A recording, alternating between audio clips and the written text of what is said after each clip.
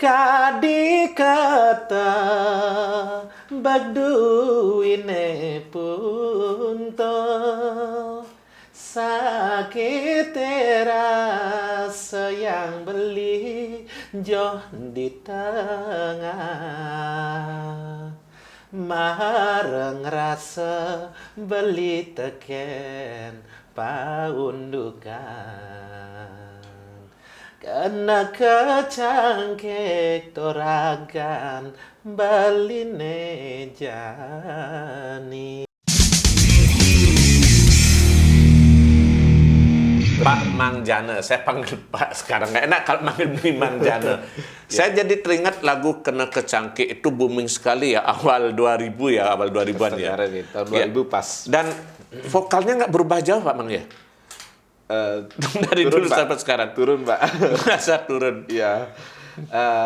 Kita coba rilis di tahun berapa itu ya? Terakhir mungkin sekitar 7 tahun yang lalu kita coba rilis lagi. Rilis ulang lagu. Akhirnya nadanya kita turunkan sedikit Pak gitu ya.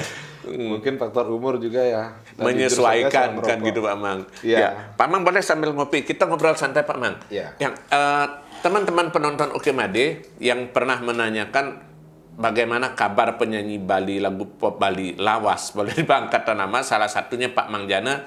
Ini dia, ini beliau yang dikenal sebelumnya dengan beberapa hits, terutama Kena Kecangkik tadi Pak Mang ya. Iya, Terus kemudian ada Sekadi Layang-Layang, terus juga ada Kepasilan, Listia Dewi ya. Iya. Listia Dewi juga, dan banyak hits lainnya. Nah, Pak Mang boleh diceritakan nggak? Ini ada kabar, ini kan ada kabar. Baru mulai bangkit lagi, muncul lagi gitu Pak Mang. Kira-kira apa yang membuat Pak Mangjana akhirnya memutuskan, ya saya akan bangkit lagi menyanyi lagu Bali? Ya. Begini Pak De ya. Saya panggil Pak De ya. Boleh, santai aja Mang. Gini Pak De, artinya dari faktor pertama saya mencari kenyamanan ya. Ya. Kenyamanan, kemudian dari beberapa hal yang saya hadapi kan, Betul. termasuk mungkin Pak De sudah pernah dengar ya, saya mendapat musibah yang cukup dahsyat. Betul. Gitu, dahsyat, saya kehilangan istri. Jadi jujur saya butuh hiburan. Nah, kemudian saya berburu kenyamanan itu loh. Berburu kenyamanan dari dulu. Kita beberapa kali sudah sempat mencoba mencari hal-hal yang sekiranya bisa menghibur diri. Gitu. Ya, artinya melupakan kesedihan ditinggal istri gitu ya. Ya, termasuk juga apa namanya Pak De? Termasuk juga Iya. termasuk Ketemu teman-teman ya gitu Pak. ketemu teman, ya teman ada yang begini, ada yang begitu. Kemudian jujur saja termasuk sampai ke arah judi juga. Betul. Gitu. Saya terus terang saja nih. Termasuk ke sana juga saya sempat. Kemudian Cuma belum plong gitu Pak. ya belum ketemu gitu. Jadi saya ketemunya tuh memang ketika saya bernyanyi, di situ saya menemukan kenyamanan gitu. Nah, saya sempat pesimis dengan kondisi yang pertama sudah menjadi bapak-bapak, sudah tua, juga sudah berumur, vokal seperti yang saya akui tadi juga sudah mengalami penurunan baik kualitas. Tapi nggak beda jauh Pak, menurunnya sedikit.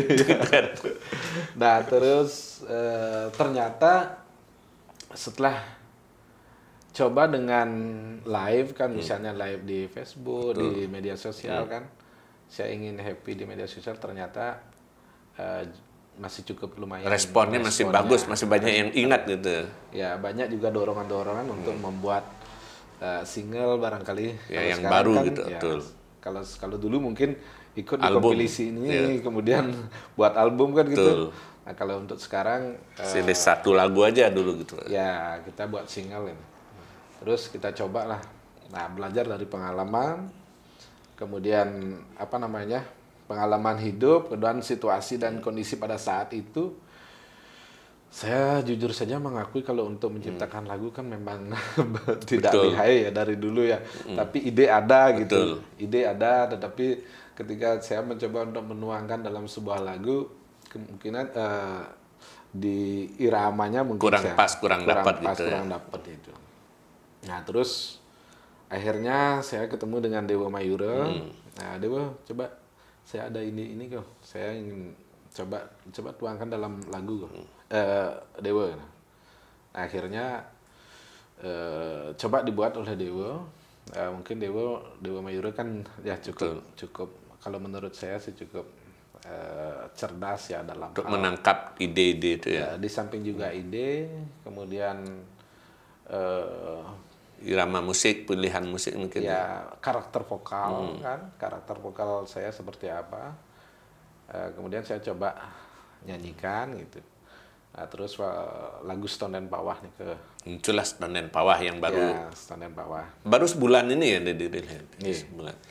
Kemudian lagu Stone dan Pawah itu kan ceritanya menggambarkan tentang bagaimana saya dengan banyaknya pertanyaan kenapa nggak nyanyi lagi, kapan lagi mau nyanyi gitu. Apakah nanti setelah Selesai menjabat sebagai perbekal kan. setelah menjabat sebagai perbekal, kemudian setelah gigi ompong, apakah pada saat itu nanti akan nyanyi kan tidak mungkin. Betul. Suara kita kan udah Belum tahu ya nanti seperti apa kan itu. ya kan istilahnya us. Iya, Pak betul. De. Nah, jadi kan tidak mungkin. Jadi berhubung sebelum kita ompong kan gitu maksudnya. Sekarang coba kita nyanyi. Mumpung masih ada kesempatan ya Stone Iya. Pawah itu ya. Iya. Nah, Pak Mang, kita mungkin balik dulu ke zaman lampau awalnya gitu Pak Mang. Ini kan kalau teman-teman yang nonton Oke Made yang mungkin yang belum tahu, Pak Mang Jana ini belakangan beberapa tahun belakangan ini sibuk sebagai pelayan masyarakat, sebagai perbekal ya di Desa Tumbak Bayuh di Kecamatan Mengui ya, Kabupaten Badung. Betul. Nah, Pak Mang Jana ini awalnya adalah penyanyi lagu pop Bali di awal 80. Bisa diceritakan nggak Pak Mang, awalnya dulu terlibat di lagu pop Bali itu seperti apa gitu Pak Mang? Ya, begini Pak De. Harusnya cerita hidup saya ini semuanya mengalir ya. Panjang ya, betul. Semuanya mengalir. Artinya cita-cita mungkin tidak pernah sampai mengarah ingin menjadi penyanyi, ingin menjadi kepala desa, apalagi menjadi kepala desa di Tumbak Bayuh. Ya, kabupaten yang berbeda ya. Kabupaten yang berbeda, desa yang berbeda gitu. Nah, kemudian jujur saja almarhum Pak Nyoman Sudiana yang Canting Camplung punya Rekod peran- ya. punya peran cukup besar gitu. Nah, termasuk awalnya saya di desa ya, desa Titian di Bangli. Desa saya di Bangli, di Banjar Langkan. Dulu desa Pengotan, sekarang Landeh ya? desa Landeh. Sudah pemekaran. Kemudian saat itu ada ulang tahun pemuda, ulang tahun pemuda. Nah, di situ Pak Nyoman Sudiasano bersama krunya mengisi acara di dalam acara ulang tahun Di kita, desa, ulang tahun seketurunan betul. saya gitu. Nah, terus secara spontanitas kan ada penonton yang dipanggil. Iya. Nah, memberanikan diri lah saya untuk naik. Nah, pada saat itu memang tidak ada cita-cita untuk saya untuk direkrut menjadi penyanyi gitu. Cuma meramaikan acara aja Cuma waktu itu ya. meramaikan acara. Tetapi entah kenapa setelah nyanyi kemudian besoknya saya dipanggil, kebetulan Pak Nyoman Sudiana beli tanah punya tanah di Desa Pengotan gitu. Saya dipanggil ke tempatnya beliau. Nah, ternyata di sana saya sudah disiapin lagu. Pak Mang, Mang, coba kamu nyanyi ini nih. Nah, pada saat itu jujur saja memang saya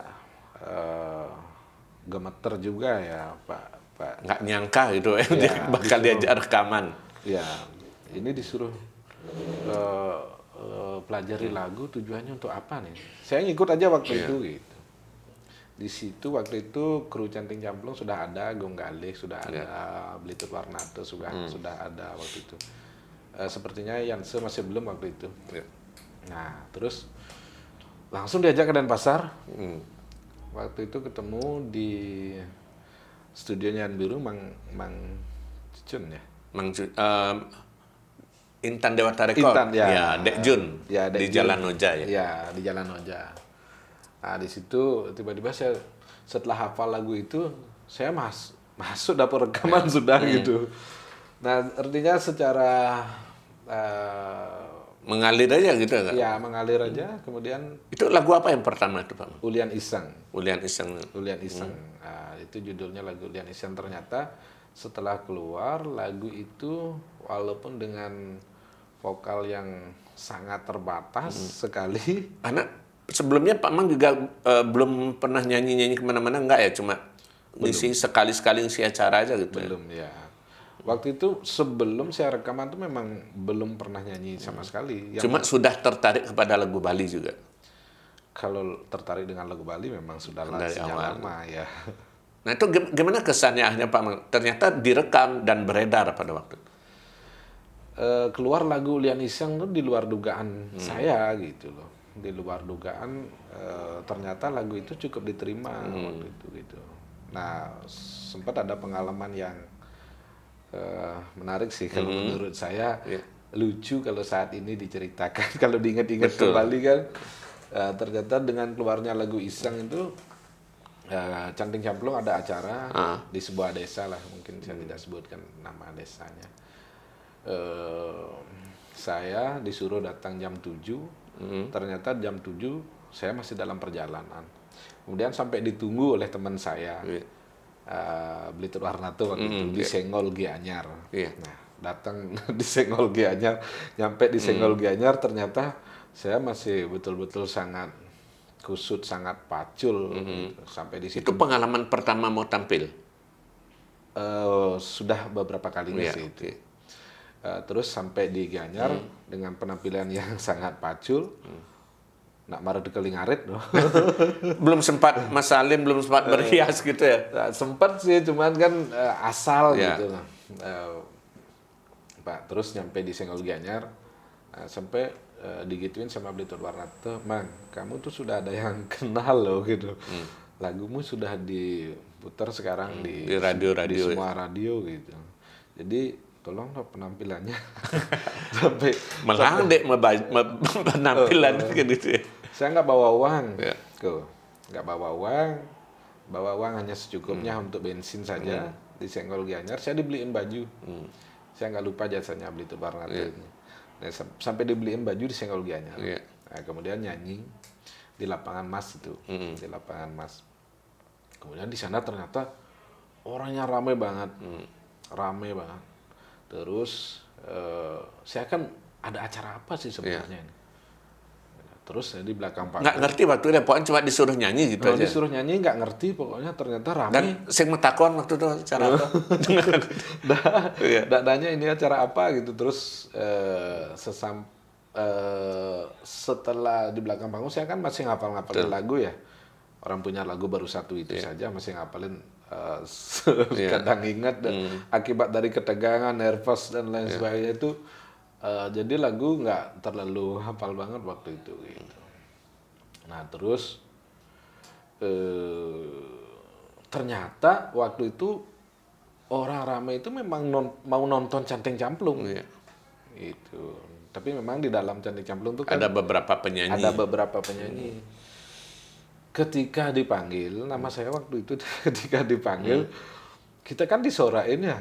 Disorain. Namanya udah Mang Jana waktu itu. Udah Pak, Mang ya? Jano. Ketika disebut nama Mang Jano, orang pada bersorak Iya. waktu itu.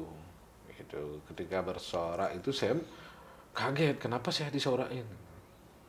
Ternyata mereka memang sudah kenal dengan lagu Berarti saya. Pak Mang waktu itu benar-benar lugu dengan dunia pentas, nggak ngerti apa ya Nggak waktu itu. ngerti, betul-betul nggak ngerti.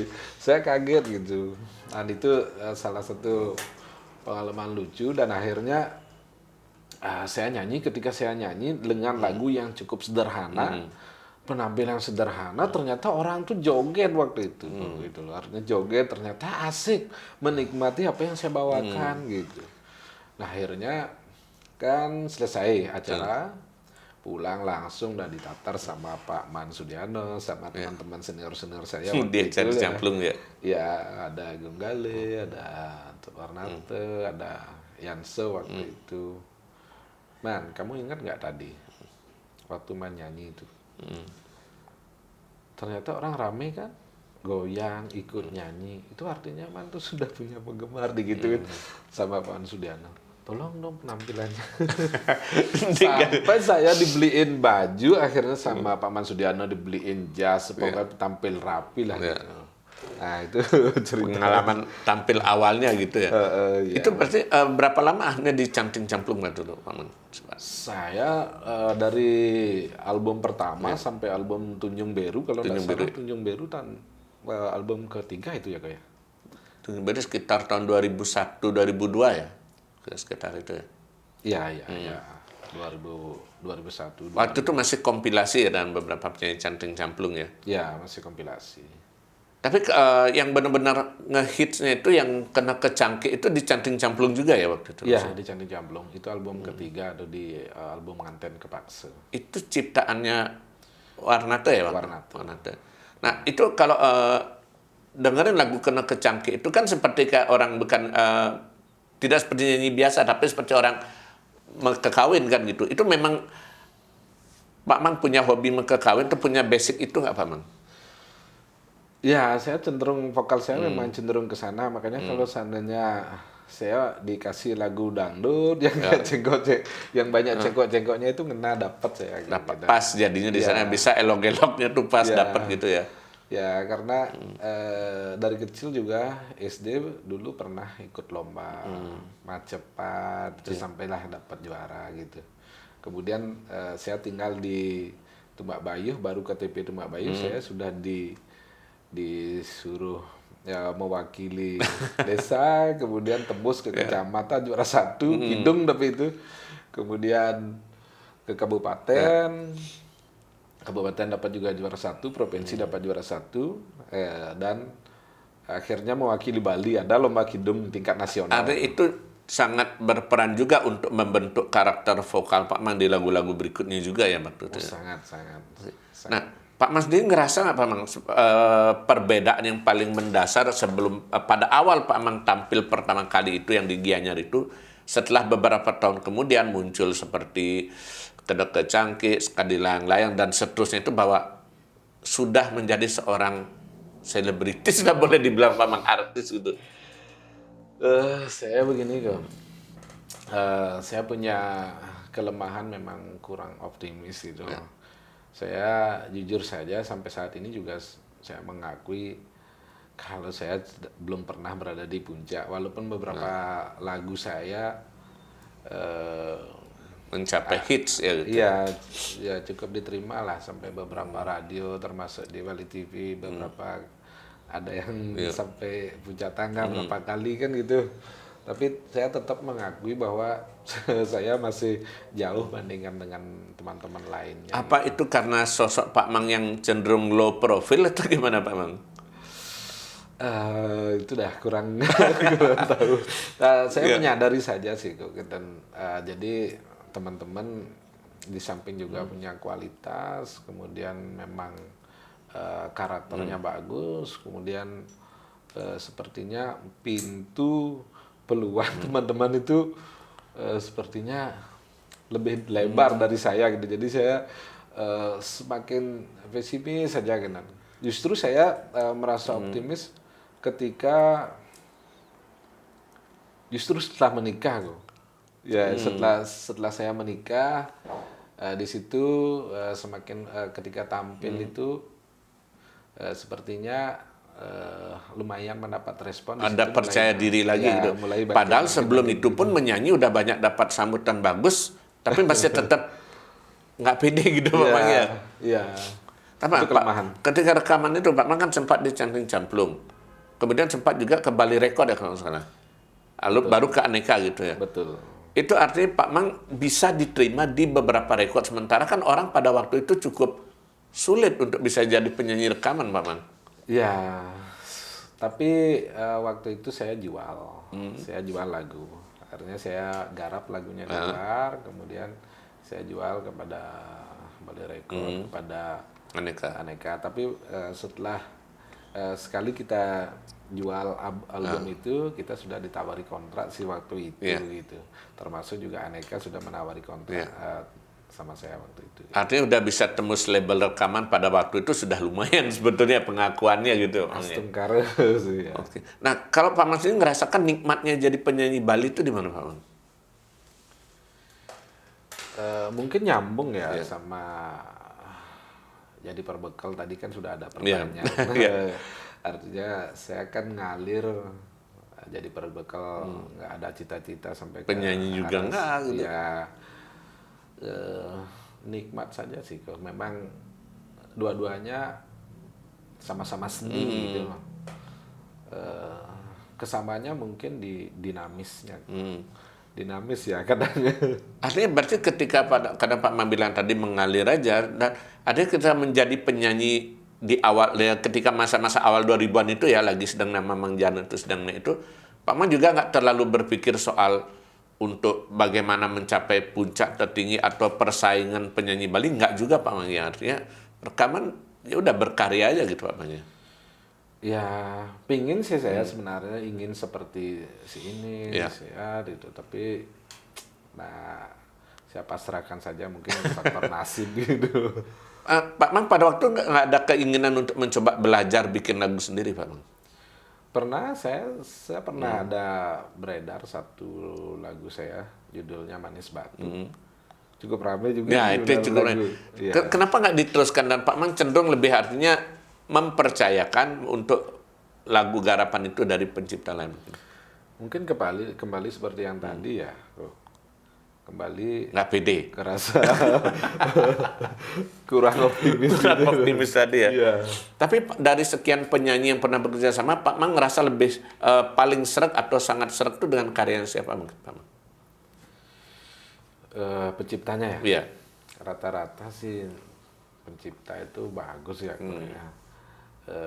Lagu juga tergantung pada karakter yang dimiliki penyanyi itu sebenarnya gitu. Kalau tepat pada karakternya, lagu itu bisa ngena gitu. Bisa kena. Nah, misalnya saya bawain lagunya dengan gaya lagunya Mang Senior misalnya. Saya paksain pakai lagu itu dengan lagu yang gayanya beliau, Iya.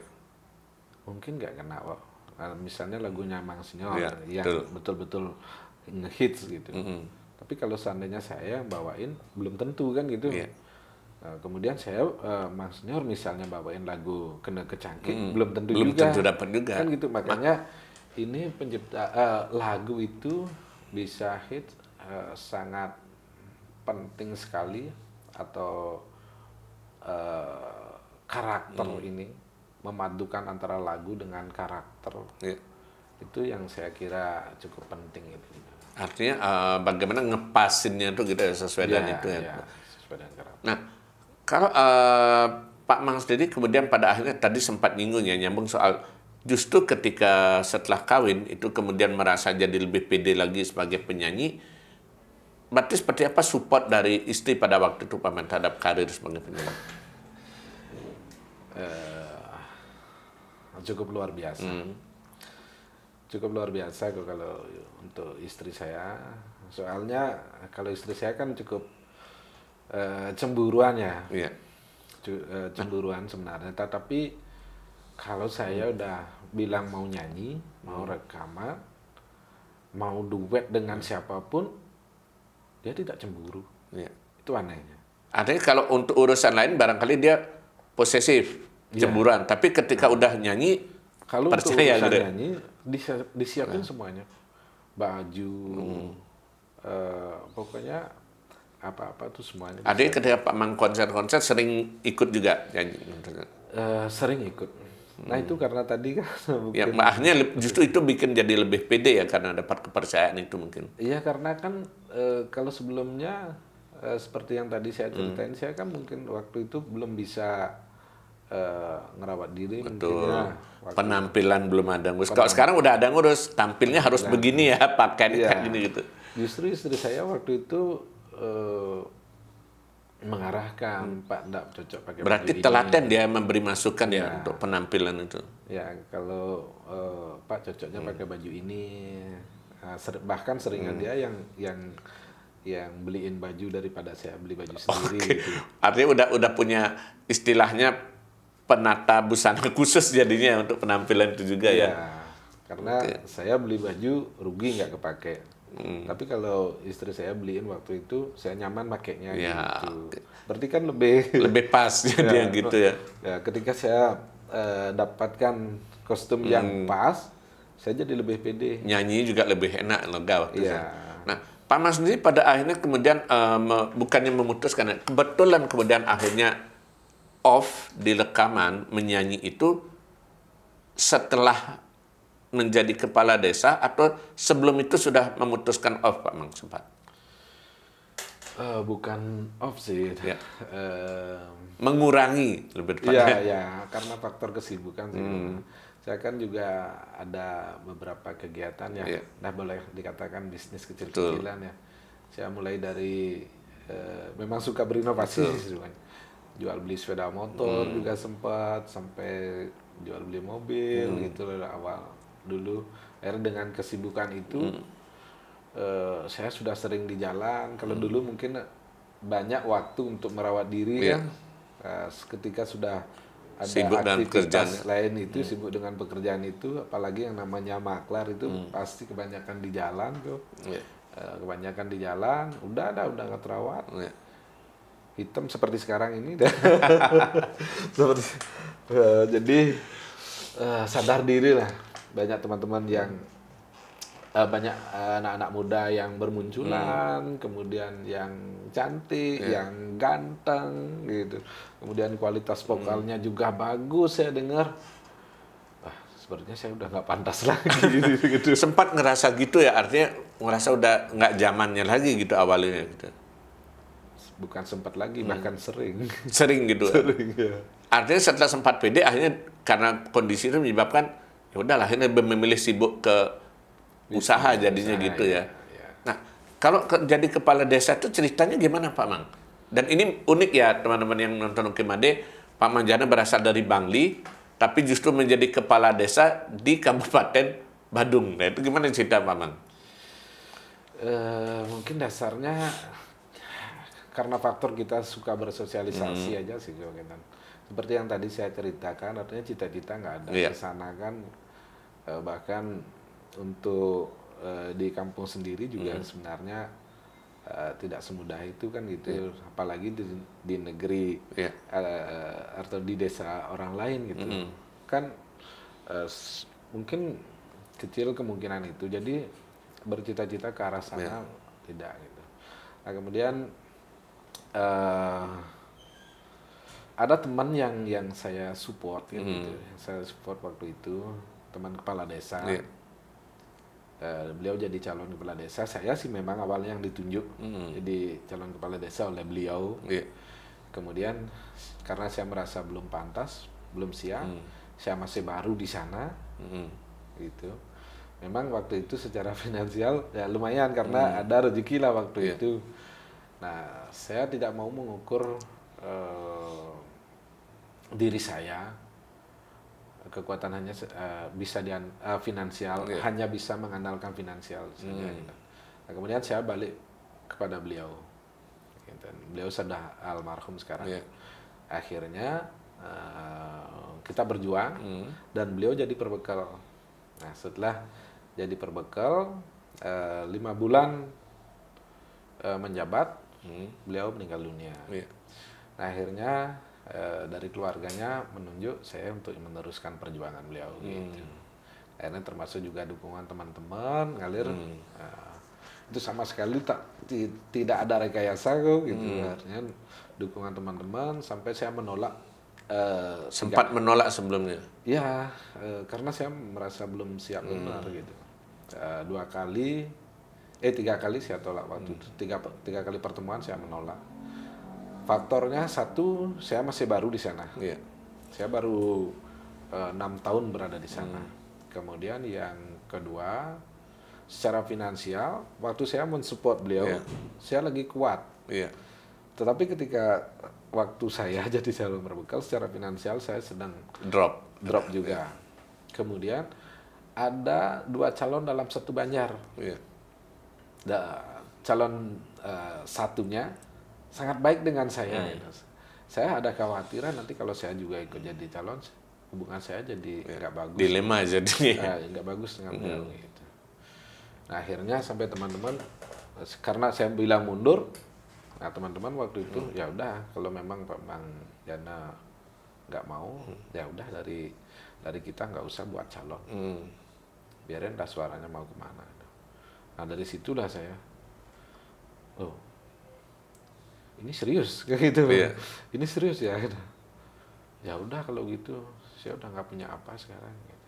Artinya secara finansial saya lemah, kondisi saya juga orang baru di sini, harap dimaklumi, mohon dong bantu perjuangan. Iya. Akhirnya teman-teman berjuang dan saya jadilah waktu itu, singkat cerita jadi kepala desa gitu. Ya. Nah, Pak Mang sendiri kemudian mencoba, tadi kan Pak Mang bilang baru di bidang itu ya, dalam arti kata jadi pemimpin gitu. Hal apa yang pertama kali Pak Mang lakukan ketika akhirnya ya sudah menjadi kepala desa Perbekal? Apa yang terlintas di pikiran Pak Mang untuk kemudian nih Jani gitu? Ya, Mungkin program atau apa mungkin? salah satu motivasinya ya Go ya, saya menjadi kepala desa. Saya kan sebelum sah menjadi warga desa Tumbak Bayu, pada saat itu saya juga sering ngobrol sama teman, terkadang dalam hati juga kenapa Tumbak Bayu tidak dibeginikan ya? Kenapa Tumbak Bayu tidak buat kegiatan ini ya? Nah kemudian, nah disitulah ketika saya sudah jadi kepala desa, saya kan mendapat ruang dan kesempatan untuk mewujudkan apa yang saya tanyakan dalam hati Sebelumnya itu sebelumnya itu gitu. Nah kemudian ternyata memang tidak mudah gitu.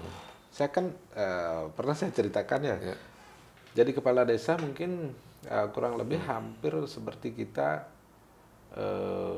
disuruh untuk mengendalikan sebuah kendaraan, kapal misalnya ya. ya. Betul. Nah, kita sebagai nahkodanya, bagaimana kita menjalankan kapal itu dengan baik, sedangkan ternyata banyak komponen mesin dari kapal itu yang tidak Belum beres gitu ya. ya tidak beres, tidak maksimal. Iya. Gitu. Nah kemudian yang pertama waktu itu hampir 1 tahun kok saya masih beradaptasi karena saya awam birokrasi. Kemudian seperti yang pernah saya ceritakan juga sama Bu, jangankan jadi ketua Suketrune, saya jadi ketua kelas saja tidak pernah. Tiba-tiba udah jadi kepala desa gitu ya. Sudah jadi kepala desa.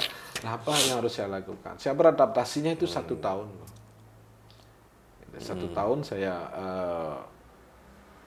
pengenalan. Gitu. Nah, ternyata misalnya saya ingin membuat kegiatan ini. Ternyata harus mesin ini yang harus aktif. Betul. Harus aktif. Nah, ternyata ini masih macet. Ya. Mending mesin malu gitu. Ya, akhirnya saya perbaiki mesin ini dulu. Gitu. Semuanya dalam 1 tahun itu saya memperbaiki mesin, gitu. Memperbaiki komponen-komponen, ada businya, kemudian ada karburatornya, dan yang lainnya ada shockbreakernya. Itu saya perbaiki dulu semuanya. Nah itu yang saya lakukan sebelum saya start program itu. Start program. Nah suatu kebetulan tahun pertama saya kan masih melanjutkan program Dari yang sebelumnya. dari yang sebelumnya gitu. Jadi tahun berikutnya, tahun kedua baru saya merancang memang betul-betul dari program saya sendiri gitu. Kalau Pak Mas itu boleh bilang posisi Pak Mas sendiri menjadi kepala desa itu apa publik atau masyarakat juga mendukung karena mengetahui nggak, oh ini penyanyi Bali loh. Nah itu berpengaruh nggak terhadap posisi Pak Mang pada waktu itu? Saya rasa juga berpengaruh. Ini merupakan jembatan sih. Saya rasa ini jembatan.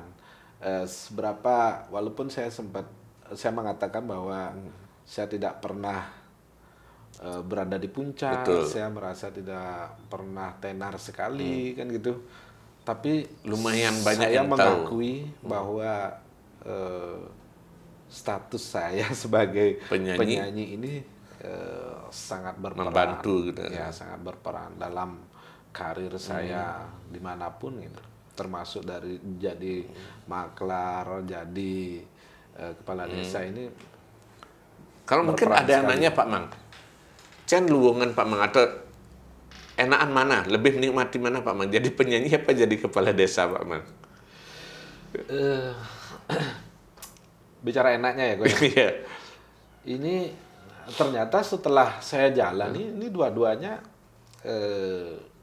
memberi rasa nyaman juga gitu loh. Artinya seperti yang saya katakan tadi, sama-sama dinamis ini, sama-sama ada tantangannya, gitu.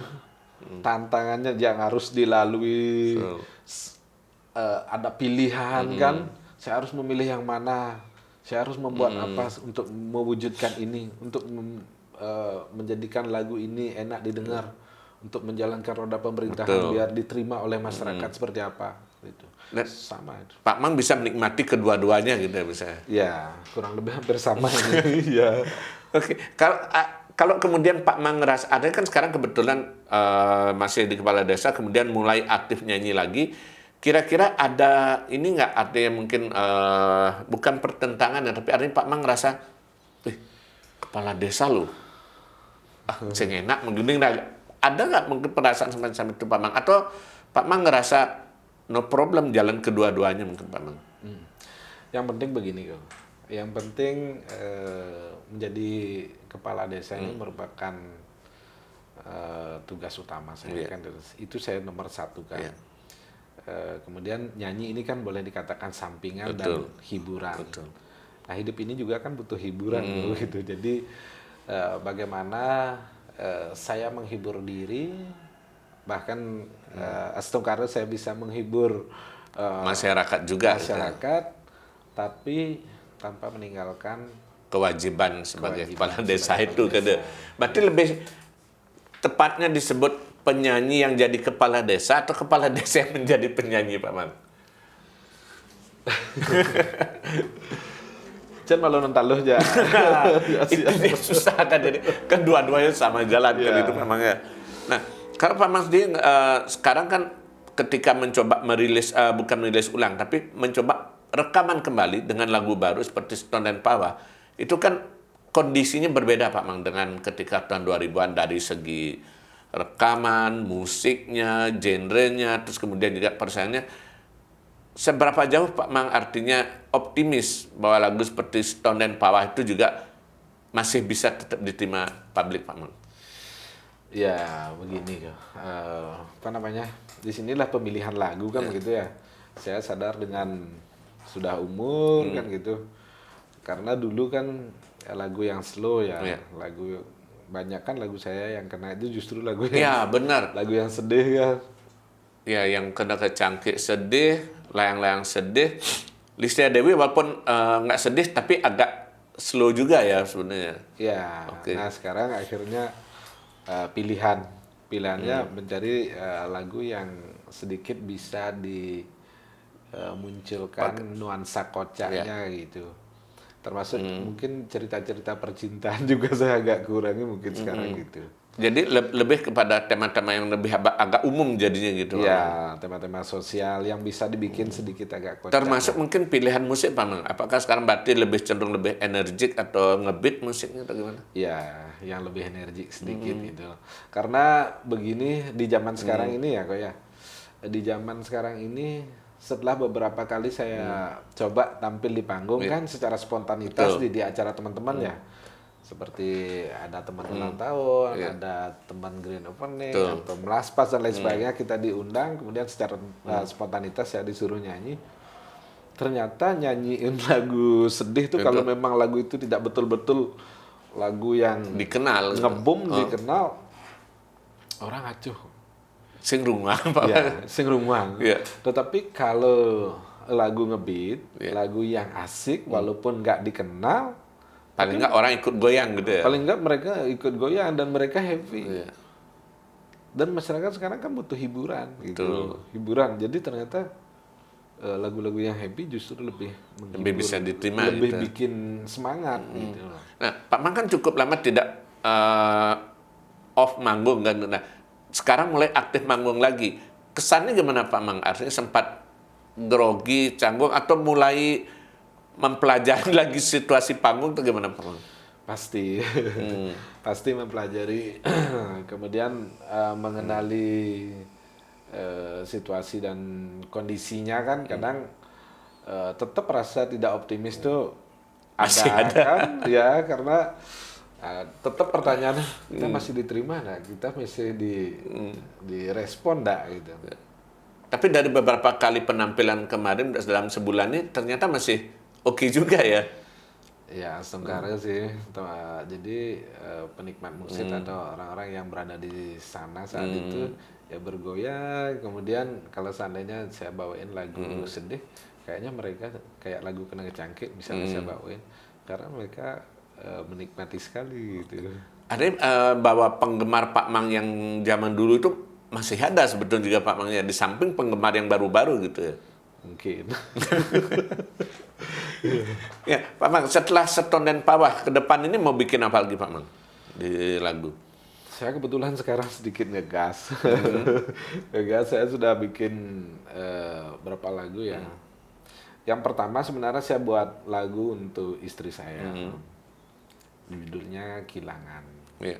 Tapi itu belum keluar karena ada beberapa kendala untuk video klipnya. Betul. Kan. Jujur saya kurang memiliki kemampuan acting yang bagus gitu. Jadi saya minta dibantu diperankan model kan gitu. Nah, modelnya ini yang masih Belum ketemu yang pas. belum ketemu. Akhirnya saya kerjakan dulu lagu-lagu yang lain. Justru saya kerjakan Seton dan Pawah dulu. Iya. Nah, setelah ini saya rilis selanjutnya setelah Seton dan Pawah saya rilis lagu yang lama, lagu Lista Dewi.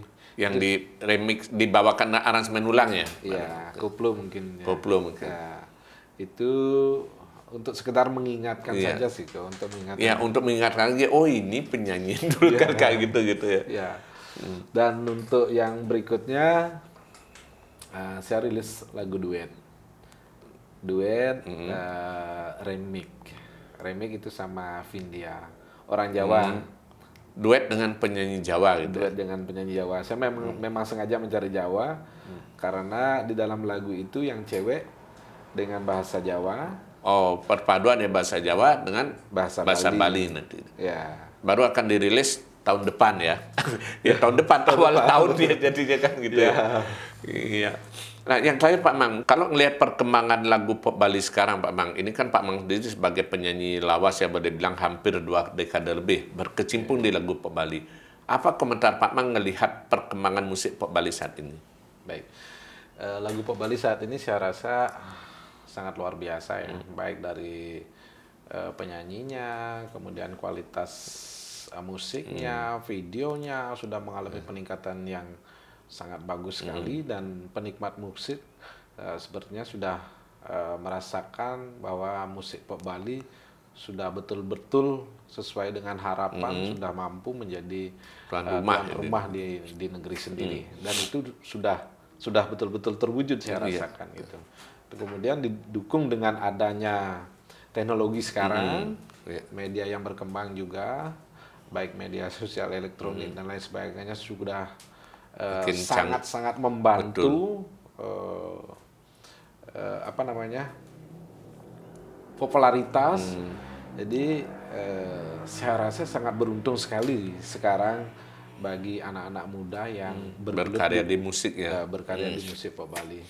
Jadi mungkin saya sedikit berpesan ya kepada anak-anak muda Bali yang berkecimpung di dunia musik pop Bali, manfaatkanlah dengan baik situasi ini, perkembangan teknologi ini dimanfaatkan dengan sebaik-baiknya, karena ini saya rasa bisa menghasilkan cukup lumayan dan jauh mempermudah ya dibanding dengan rekaman zaman dulu yang susah luar biasa. Sangat mempermudah untuk tenarnya itu sepertinya atau viralnya. Kalau memang suatu yang karya yang bagus kita persembahkan, cepat sekali diterima dan cepat sekali viral. Publikasinya lebih mudah dan masyarakat lebih cepat mengenal dan jangkauannya juga sangat luas kan itu Pak Mang. Sebaiknya dimanfaatkan hal ini gitu. Iya, mudah-mudahan itu bisa dikembangkan lagi ya Pak Mang. Saya saja yang sudah berumur masih memanfaatkan situasi itu, apalagi yang baru-baru gitu, yang muda-muda gitu. Nah, Pak Mang ngomong soal Pak Mang memanfaatkan itu, Pak Mang boleh nyanyikan nggak sedikit cuplikan lagu terbarunya Pak Mang Seton dan Pawah? Boleh. Tapi syaratnya ada satu syarat tuh. Ya. Syaratnya Pak Mang. Pannya harus goyang. Biar Pak Mang goyang. Ya. Silakan Pak Mang. Baik, goyangnya sudah siap ya. 1, 2, 3. Yuk. Magandeng di kamar mandi, ngilangang iyo hati, luong gati dingah munyine pedidi. Iya, memang kalau nyanyi di kamar mandi suara pasti asik Pak Mang. Apalagi pagi-pagi ya, jernih banget. Tapi kalau didengarin di panggung, kita belum tahu Pak Mang ya. Ya, karena kalau di kamar mandi itu begini. Biasanya kan ya kalau orang Kedap. Bangli bilang, orang Beleleng bilang metangguran kok. Bergema jadi menggending di kamar mandi. Nggak itu perlu enak. dikasih efek, sudah asik gitu Sudah Kak Mang, ya. asik. Oke. Gitu ya. Iya, terima kasih banyak Pak Mang atas waktunya, obrolan yang menarik Sama-sama. tadi. Selamat pada Pak Mang menjalankan tugas sebagai kepala desa. Mudah-mudahan programnya bisa berhasil dan sebagai penyanyi juga karyanya tetap ditunggu gitu Pak Mang ya. Dua-duanya berjalan. Dua-duanya berjalan dengan apik. Dan Iya. kita tutup obrolan dengan salam secangkir kopi hangat Pak Mang. Ya, rahayu. Yo,